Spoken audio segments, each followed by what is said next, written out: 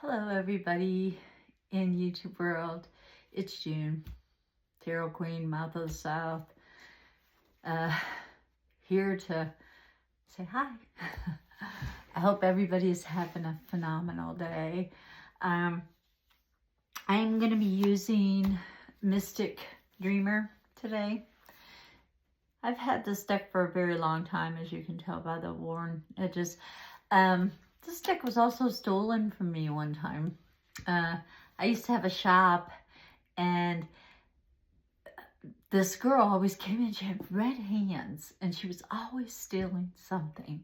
And I should have known, but I was watching her like a hawk. But this time she brought somebody else in with her, and they had to use the bathroom, which, you know, I let them do.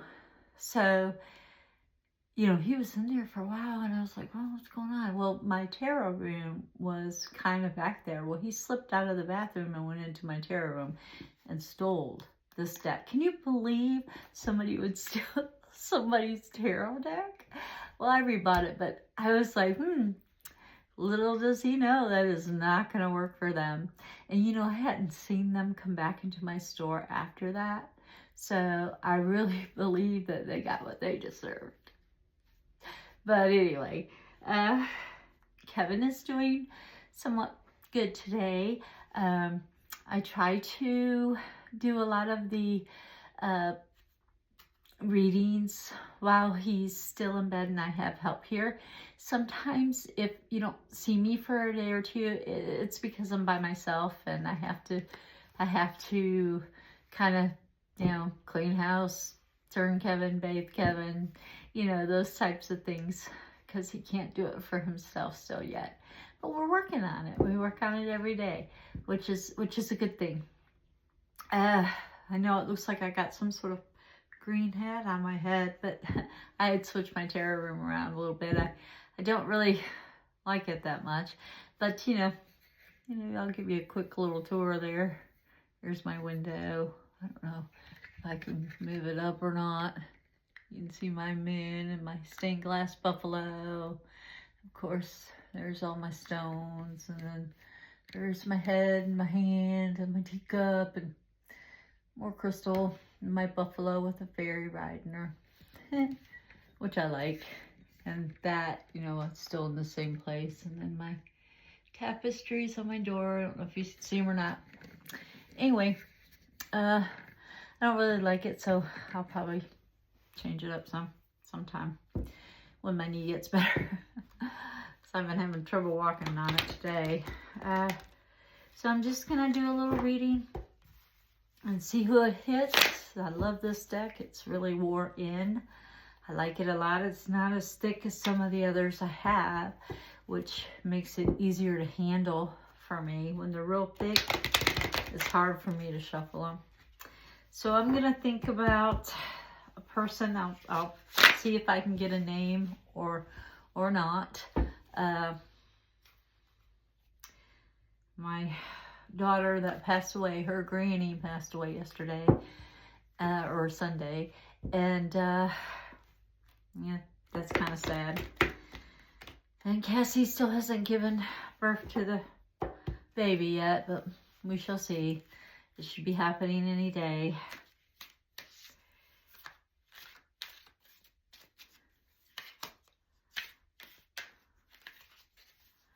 And on the bed, on Kevin's bed, we're not getting good news on that, but maybe he'll get better by the time we get it and he won't need it. And I can pass it on to someone else who does. Wouldn't that be fantastic? Because he'll be walking around here picking up sticks with me. And he can be the male mouth of the South, which he's not much of a talker, so I don't know. I don't know that he'd do that. Well, let's concentrate on somebody.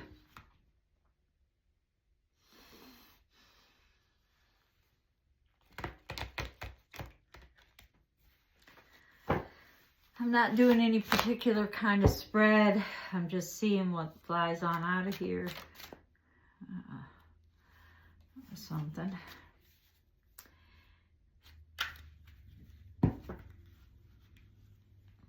And sometimes I'll do like this and just see what happens. And, you know, I do this one number at the end of all my readings, and I will have the person reshuffle all the cards that was in the deck and kind of like, I don't know if you guys can see this or not, but kind of, let's see if I can do it. I don't know. Kind of like spread them out, and I will tell them if they see a card or anything that they feel drawn to, or if I feel drawn to one, or sometimes I'll see them breathe.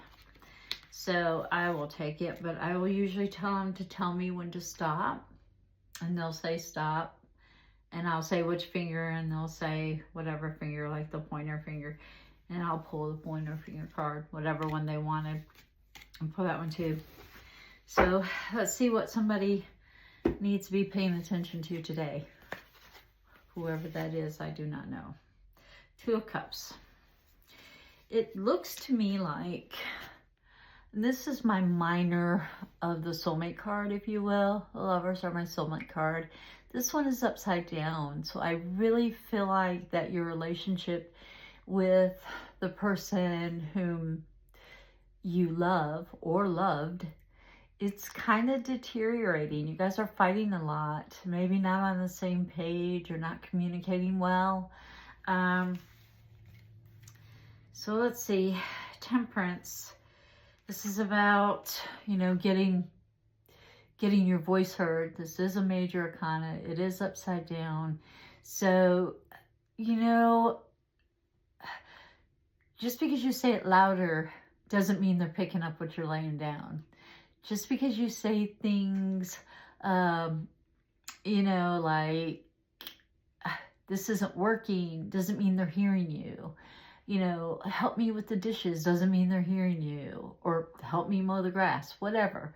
They're not picking up what you're laying down. So your communication is definitely off. And this is a major arcana. So your voice is not being heard. And it doesn't matter how loud you get, they're not picking it up. So maybe you need to try to voice it in a different way, or be silent and wait till they ask, what can I do to fix this?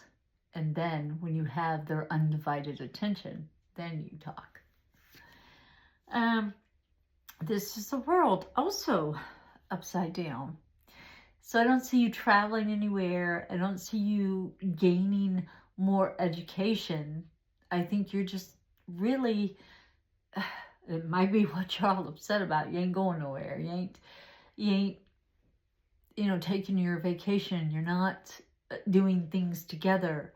You're not learning things together. You're kind of growing apart.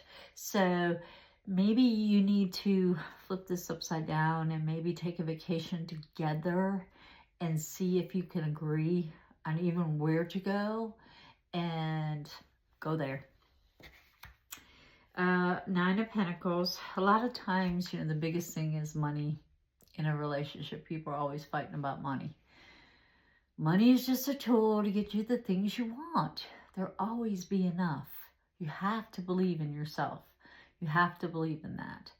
And maybe one of you is making more than the other, and they might be a little jealous of that, or, you know, feeling like, I'm not pulling my weight, you know, and they're feeling a little down on themselves maybe. You know, just try to be understanding where money is concerned. And then you got the Nine of Cups upside down. This is my comfort card. If it's like this, I'm like, whoa, you look comfortable, you relax in your relationship. Right here, you ain't happy. You ain't happy, you're looking for something else. You thought you were in the right spot with the right person, but right now you ain't happy. And the only thing you can do is make you happy. You can't make anybody else happy. I don't care what you do. If you did everything they said, it's still not going to make them happy. The only person that can make them happy is them. You make you happy, and if they're happy to join you and go along, well, great. then you're both happy, good. But you didn't make them happy. They made themselves happy. And if you're in a relationship where you're trying really hard to make somebody else happy, it's not going to work. So try very hard just to make yourself happy. And I know that sounds selfish, but it isn't. And I've got orbs flying all over the place in here today. I must have kicked up some spirits or something. Or dust. Could be dust. I don't know. I did dust though, so I don't know. Anyway, I don't believe in dusting much. I believe that could be your ancestors, you know. From ash you came, from ash you will go. Or dust you came, dust you will go.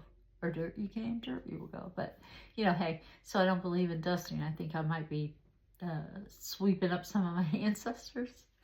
So, anyway, I guess the biggest thing to take away from this reading is to be happy. Try to make yourself happy and let other people try to make themselves happy.